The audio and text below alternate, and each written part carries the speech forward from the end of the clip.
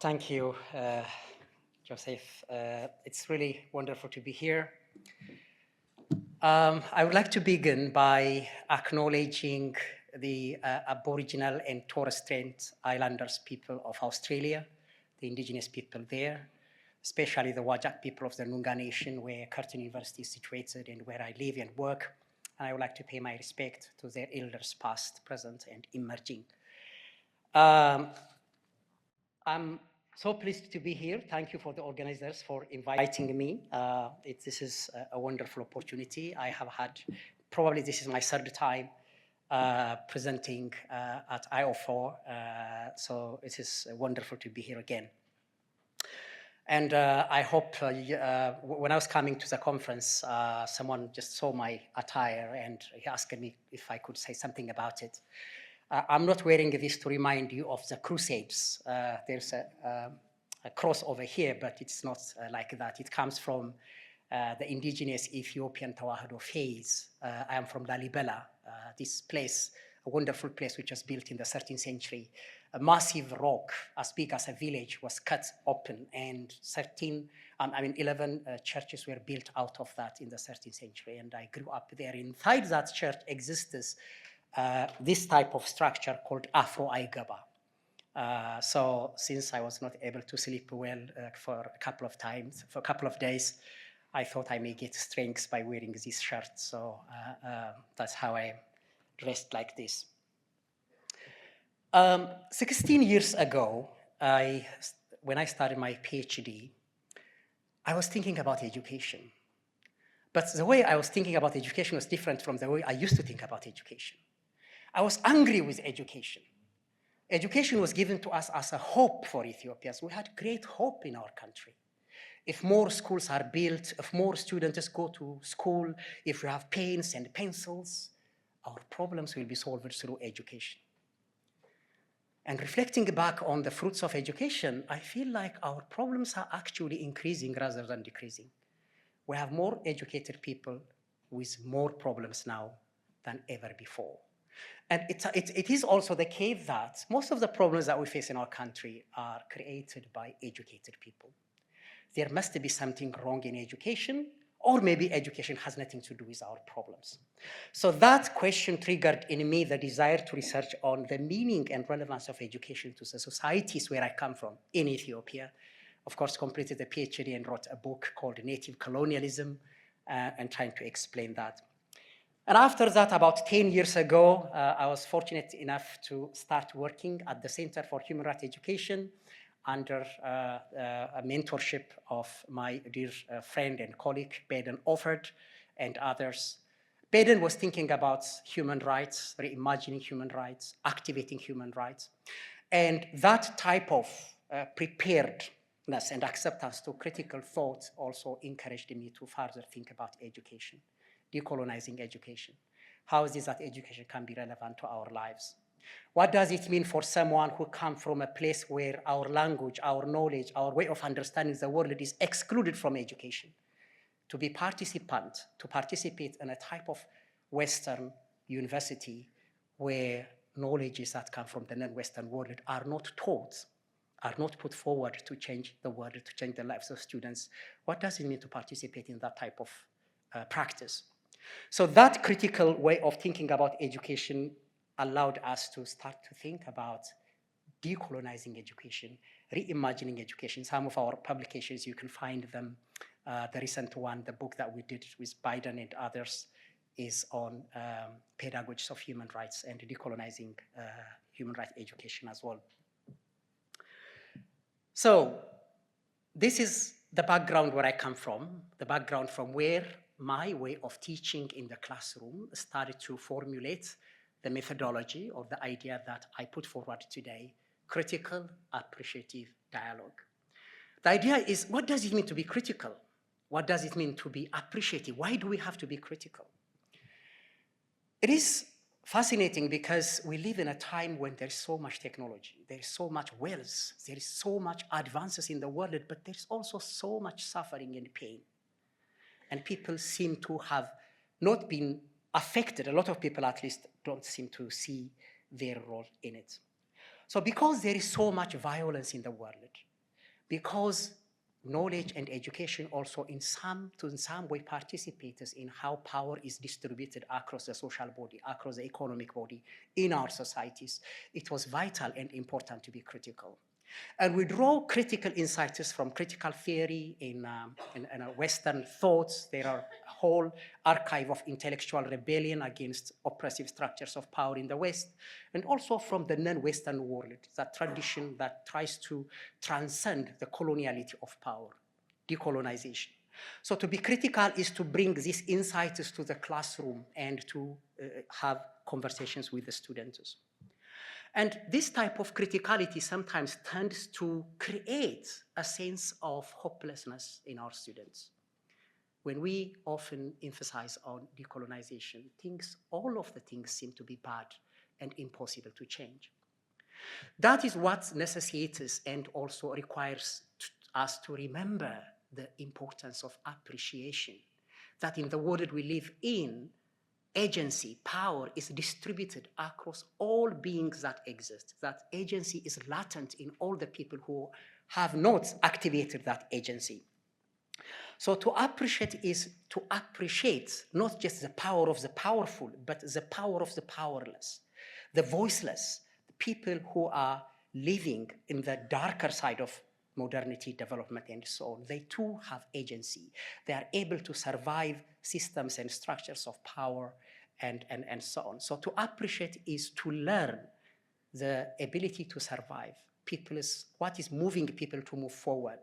So focusing on what we can appreciate about our communities, about our society, and also what we can be critical, we bring students into dialogue based on questions that we bring to the classroom. And the dialogue being a way of opening conversations, a way of opening the future, and the future being not a remote, non-existent time, but the future being an imagined present. The future is with us. We live in the future, and so on. So on the basis of this, then critical appreciative dialogue is a way of activating the agency of our students to have those critical and appreciative tools and engage in conversations and dialogue with the aim of creating and co-creating reality, not living somebody else's script, but rather activate and generate ideas to move forward. And I would like to kind of take 3 possible scenarios from where this type of activity might work in relation to human rights in particular. In the human rights classrooms where I teach and also others participate, one of the things that we do on the first day is to ask the meaning of what does it mean to be human. And Baden was possibly the first person who made us really think about this question repeatedly at the center. What does it mean to be human? What is the human? So when we think about human rights, who is the human who has these rights? What comes to your mind when I say human? Do you imagine as a child? Do you imagine a black man, an elderly, a disabled person? What type of human is said to have human rights? And this type of imagining and thinking about the human really moves the students to consider the relationship between human rights principles or guarantees and the type of human that is protected by those rights.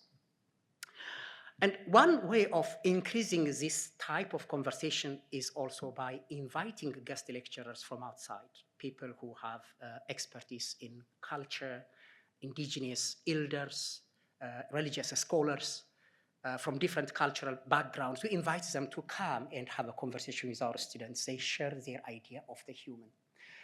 For those of us from Africa, for instance, the human, if you look at Ubuntu, for instance, the human becomes human through other humans.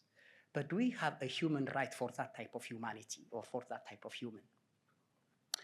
I want to give you one example from my own experience. What is human from the culture where I come from the Ethiopian background? In Lalibela, we are taught, educated to understand the human as having 7 characteristics. The human is 7 things. The 7 things are divided into 2, 3 characteristics belonging to the human soul, 4 characteristics belonging to the human body or the human flesh. And the characteristics of the human, or the human lives in the 4 stages from birth to year 20 as wind. We live as wind when we are a child, when we are children, when we are young. From 20 to 40, we live as fire. We are treated, our humanity is treated as fire. From 40 to 60, we are treated as water. And from 60 onwards, we are treated as soil. These characteristics are so important in how we are treated as human beings in our society. When a person is at the wind stage, children are wind. Wind's essence is to be free. So children are treated as wind. They are not meant to be kept in a small classroom and be educated about the knowledge of adults. They are meant to be free to move around, explore the world, and grow like that. And their noise and so on is tolerated, even enjoyed, because their behavior is considered as natural. They are human in that way. To take away that characteristics from them is to take away their humanity. From the year 20 to the year 40, we live as fire, and our behavior is expected and tolerated in that way. Fire is dangerous, but fire is also important. After 40, of course, we live as water. Water is a time of calmness and reflection. It is so important in the community that because water extinguishes fire, when the elders approach the young ones fighting, they have the authority, the power, which is acknowledged, accepted by the community to extinguish the fire. And of course, when they reach at the soil stage, they are treated as people who have wisdom and the ability to bless those behind them, and because they are preparing themselves to the afterlife. So this type of arrangement, without any law or any legislation, allows the population to treat one another in a harmonious way, and it applies for all people across the board. If you look at if you consider the characteristics of the soul as well, the person has 3 characteristics of the soul. One is language, which is ነባቢነት, ለባዊነት, knowledge, ሕያውነት, the ability to live forever. That means our language is the essence of our soul. That's how we are taught. Our knowledge is the essence of our soul. If we take away a people's language, or if we take away their knowledge as irrelevant, as useless, we are harming their soul. So this way of understanding one's knowledge, one's language is so important in that way of thinking about the human. Compare that with how we think about the human in human rights. Is there a protection of all these types of languages, knowledges, and experiences through human rights?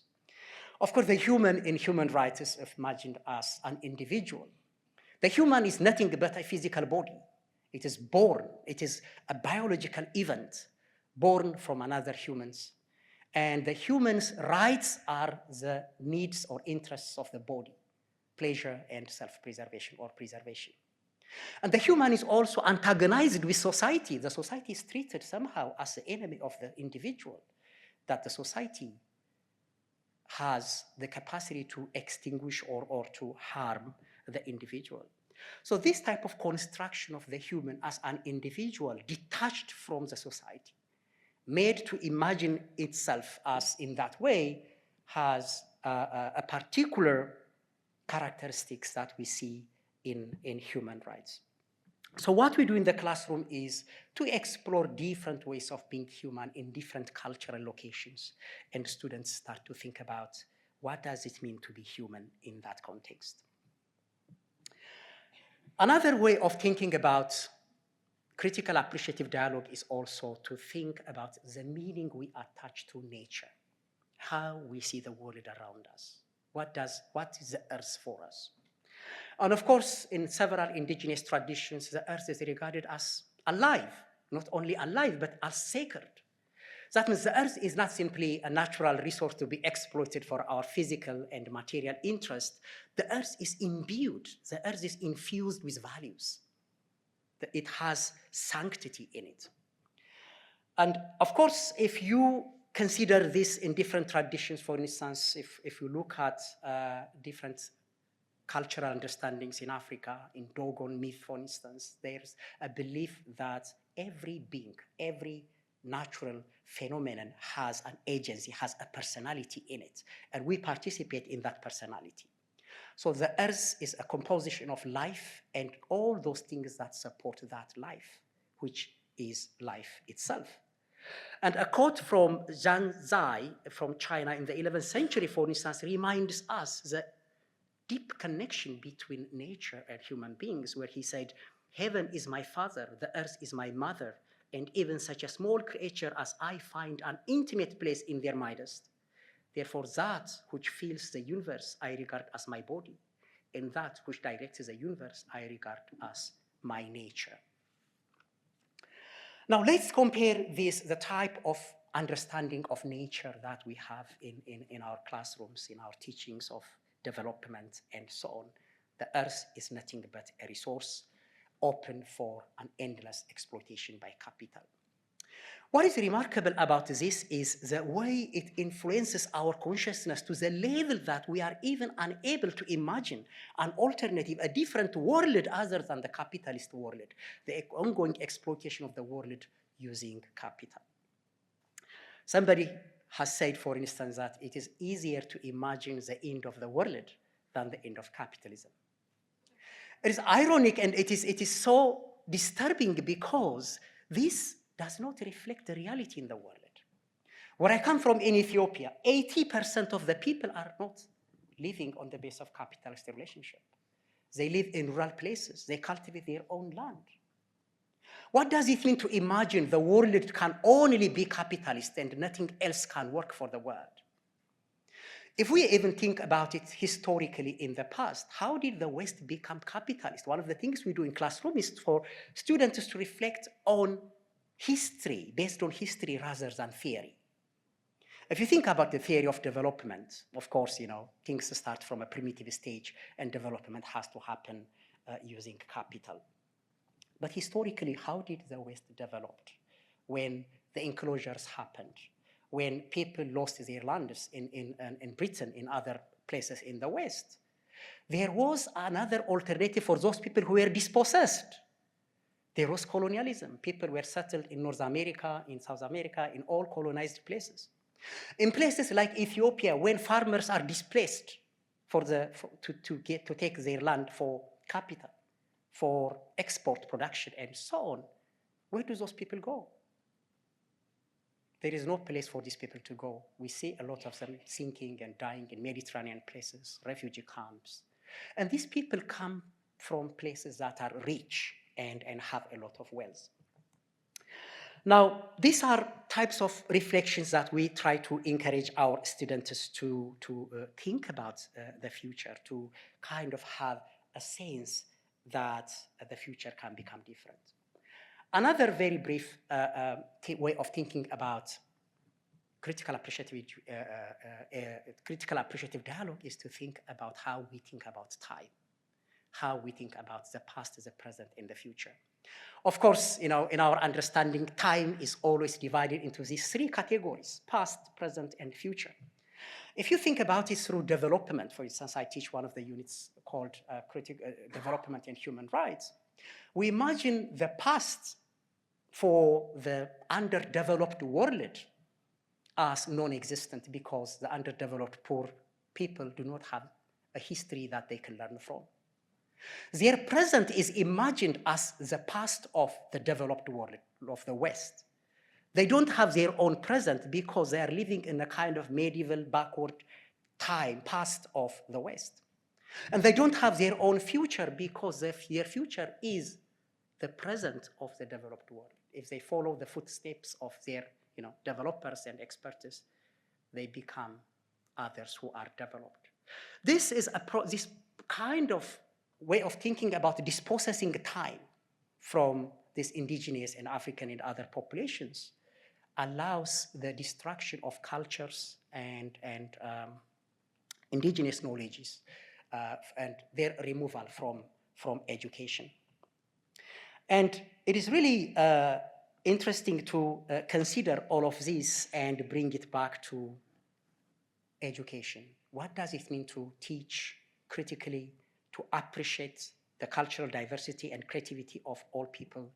And in this practice, what responsibility do we have as educators, as teachers? So I don't like to use that word often because we all are teachers, with our students are also our teachers. And I think one of the interesting things is really to examine our own position in the world. What are we contributing at a time when we seem to be participating in a terrifying, destructive path because of the things Baden earlier mentioned, climate change and so on. The entire destruction of life forms, the process of terricide, which is quite frightening. What is the contribution of education in that? And I think it is important to consider decolonization. For me, decolonization is not a buzzword. It has to involve an active process of activating, bringing voices that are forgotten. We have to also understand that all knowledges have their own sovereign right to exist. We have the right to education, but really what we mean by the right to education is the right to Western education. There is no human rights or a right to indigenous education. It's not supported, it's not funded.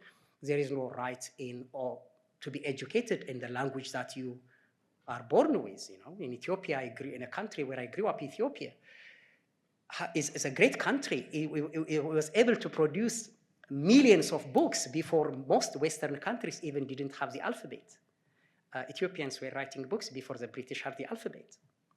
Ethiopia was one of those countries that has its own indigenous civilization, but because of education, because we believed that an entire past rich culture of Ethiopia that inspired so many anti-colonial struggle, an Ethiopia that was never colonized because of the struggle of its own people. Through education since the 1960s, the new Ethiopians believed that somehow that past is inexistent. It is irrelevant. They removed that past and replaced it with a new way of thinking about the future by borrowing the idea of a nation from the West. From that time onwards, they couldn't find a way of bringing Ethiopians together to create a new society. And as a result of that, we are engaging in violence and war because of the destruction of our cultural and epistemic resources.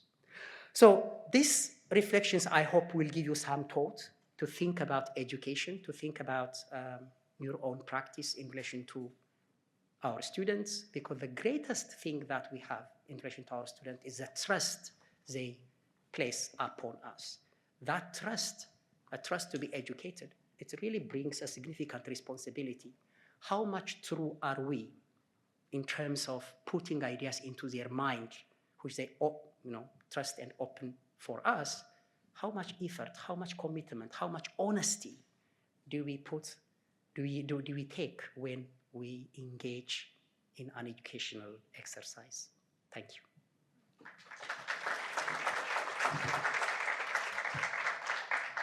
Thank you very much, Yirga. We have about 10 minutes for questions. Does anybody have a question? There's one over there. Matthew, gentleman over there. Thank you very much. My name is Saleh from Oman. Do you think political systems in all the world, not only force us in a way to follow that education or the education? As one example, when there's no other types of education, only one type, and in order to be educated, you have to follow that. Thank you. I think basically there may not be as such a permission for all types of ideas to be part of education.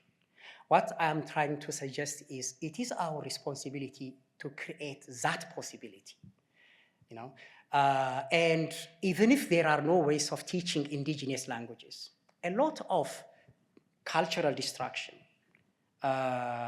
linguistic destruction or linguicide, epistemicide, the genocide of knowledges, the genocide of languages, happen by our own participation. We participate in the production of images. Imagine languages. Languages represent worlds.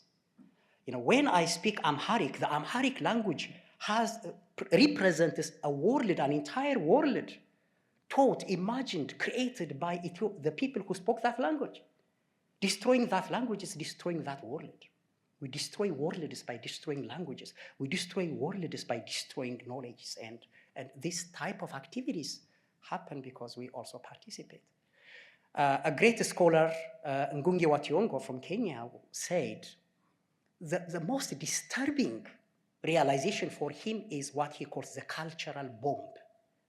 What he means by the cultural bomb is Africans accepted that there is no path for them other than copying, other than becoming like their colonizers. The disbelief in their own ability to create a world for themselves. The disbelief in their own languages, in their own knowledges. He calls it a cultural bomb. And these are things that we need to think about when we think of decolonization or decolonizing knowledge. Hello, teacher. Thank you for the presentation. I have two questions. First one is, which is the preferred or the best level or age to integrate this process in the educational system? And the second one is, how does this kind of education to deal or to adapt to expectations and priorities of other actors to educational systems as parents, authorities, something like that? Thank you. Thank you. One of the things I think which we see is we see that there are so many problems in the world. That means these problems require radical imagination. When I say radical ideas, radical imagination, people sometimes, become terrified as if it is kind of some radical attack and so on. Ideas that are radical are ideas that can transform, right? So this type of ideas can come from any source at any time, and we can adapt them from places.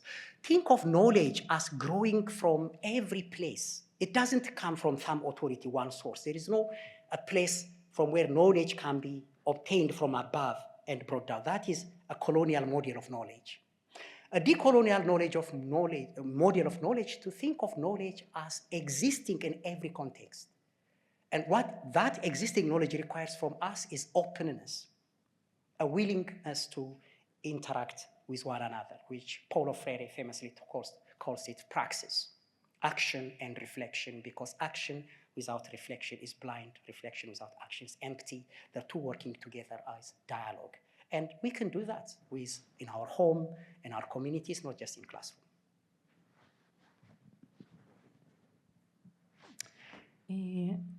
Good afternoon. Thank you for your presentation. You mentioned that nowadays, there are lots of problems around the world because of, sorry, I'm going to formulate the question again. You mentioned that in spite of the fact that there is a lot of people who has been educated, we have a lot of problems, right? I was wondering if you can provide, perhaps some of the reasons why this is happening and what the solutions are, or what the solutions that you foresee are. Thank you. You see, one of the things that we have to also think about is to refrain from thinking ourselves as solution givers. To refrain, not to think that we hold the solution. What we can do is to facilitate the conditions by which solutions can emerge by having a conversation. If we start, one of the tricks that we face through, because we are given the title of educators, we put upon ourselves the responsibility of changing others' lives. The reality is we cannot do that. People must change themselves. But what we can participate in is allowing them to have the space, the conditions by which they can explore ideas and change the world. Can I read you one poem and finish? Because this poem have some of the ideas that I was trying to mention to you about language. It is written in two languages, in Amharic and English. The title is, I have no country, Ene Hager Yellenyim. ከኔን መሳይ አፈር እንዳሳረፍኩ ግሬን ከየት መጣህ ብሎ ጠየቀኝ ሀገሬን። እጆቼን አነሳሁ ወደ ሰማዩ ጥግ፣ ተመልከተው አልሁት የድንቅነሽ አጥንት በዳሎል እንፋሎት በአባይ ውሃትነት ወደ ሰማይ ሲያርግ። ተመልከት ሰማይ ላይ ከበሮ ሲመታ፣ በነጎድጓድ ጩኸት በመብረቅ ብልጭታ፣ የጥንቶቹ መንፈስ ተጠርተው በሆታ ምድር ላይ ሲፈሱ ከቆምኩበት ቦታ፣ ሀገራቸው ሲሆን የልቤ ትርታ። ሀገርህ ወዴት ነው ብለህ አትጠይቀኝ፣ በሰማይ በምድር በግራና በቀኝ የእኔ የማይለኝ የለም የማያውቀኝ። ማዶ ላሊበላ ወዲህም እሉሩ፣ ህልምና ቃል ኪዳን ዓለምን ሲፈጥሩ፣ 10 ፕላኔቶች ካለት የወቀሩ፣ ከአጥንቴ ላይ ቆመው በደም የሚዞሩ፣ ሰላም ካያ እያሉ አሁን እዚህ አሉ። የዋግል ስጦታ ያደርባን ያርጋን፣ በድንበር ካፈኑት ሀገር ምን ያደርጋል ብሎ ውቅያኖስ ውስጥ አባይ ጋር ያወጋን። ኮከብ ነው ጫማዬ፣ ብርሃን ነው ልብሴ፣ ቀስተ ደመና ነው ፈገግ ሲል ጥርሴ። እኔ ሀገር የለኝም አገር ነኝ ራሴ። የምታየው ሁሉ የሚርመሰመሰው በህዋው ገላ ውስጥ ሞልቶ የፈሰሰው፣ ቢታደል አያልቅም አንድ ዓለም ለአንድ ሰው። የግጥሜን ጉባኤ ተመልከት ጨረቃ፣ በእልፍ ታዳሚዎች ሞልታ ተጥለቅልቃ፣ በአበቦች ብርሃን መድረኩን አድምቃ፣ በጉጉት ስታየኝ መምጣቴን ጠብቃ። በቋንቋና በእውቀት በዘላለም ኑሮ ገደብ የለበትም የነፍሴ ተፈጥሮ። ነፋስ ነው አካሌ የልጅነት መዝሙር፣ ከእሳት በላይ ውሃ ከውሃ በላይ ምድር አነባብሮ ይዞ ህዋውን የሚዞር። የፀሐይን መስኮት ከፍቶ የሚዘጋ፣ የብርሃን እግሮች አጥፎ የሚዘረጋ። ነፋስ ነው ትንፋሼ ተራራ የሚወጋ፣ ውሃ ነው መንፈሴ እሳት ላይ የረጋ። ህይወት የሚያበቅል ካፈር ሲዘረጋ። በተጻፈ ታሪክ መኖር ነው ባርነት፣ አለመታጠር ነው ትርጉሙ ነፃነት። መሬት ነው አካሌ ሰማዩ ነው ነፍሴ፣ እኔ ሀገር የለኝም ሀገር ነኝ ራሴ። If you want to hear the English version, I can read it, but I don't think we have time. Okay, I have no country. As I rest my feet on the soil that looks like me, he asks, where is your country? I raise my hands to the corner of the sky. I say, look, on the vapors of Dalol and the mists of Abbai, the bones of Dinknesh are ascending. Drums beat in the clouds, rumbling thunder, lightning songs. The spirits of the ancients gather, pour down on the soil at my feet, making my heart beat their country. Don't ask me where my country is. On the left and on the right, in heaven and on earth, there is no one who doesn't know me. There Lalibela, here Uluru, covenant and dreaming created the world.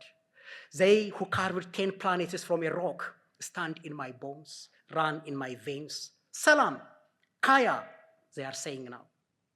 There in the womb of the ocean, the gift of the Wagul, great river Darbar Yargal, meets with Abbai, saying, what was the country when stifled by borders? The stars are my shoes, light is my clothes, my teeth and smile are a rainbow. I don't have a country, I am a country myself. The abundance you see overflowing the body of the universe is greater than if every person took one world. Look at the moon, the conference of my poems, filled with tens of thousands of listeners, lighting the stage with glowing flowers, yearning for my arrival.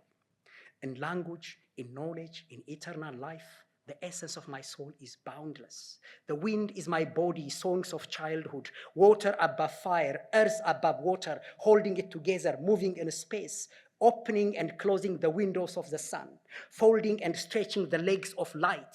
When I breathe, is a wind that pierces mountains. My spirit is water that slips on fire. Life grows up when I lie down on sand. Slavery is to live by written history. Freedom is to be unbounded. Earth is my body. Sky is my soul. I don't have a country. I am a country myself. Thank you.